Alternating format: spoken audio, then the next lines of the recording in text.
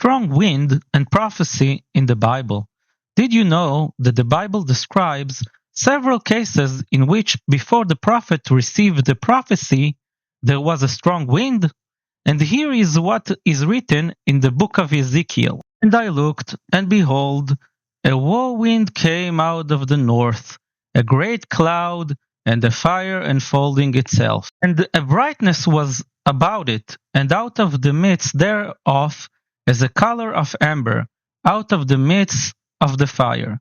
Book of Ezekiel, chapter 1, verse 4. And also, here is what is written in the book of Job.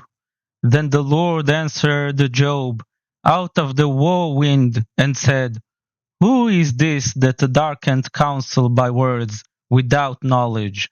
Book of Job, chapter 1, verses 1 to 2. And also, here is what is written in the book of Kings, when God revealed himself in a prophecy to the prophet Elijah. And he said, Go forth and stand upon the mount before the Lord.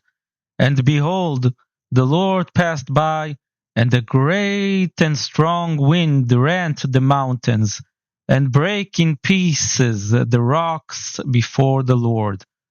Book of 1 Kings, chapter 19, verse 11.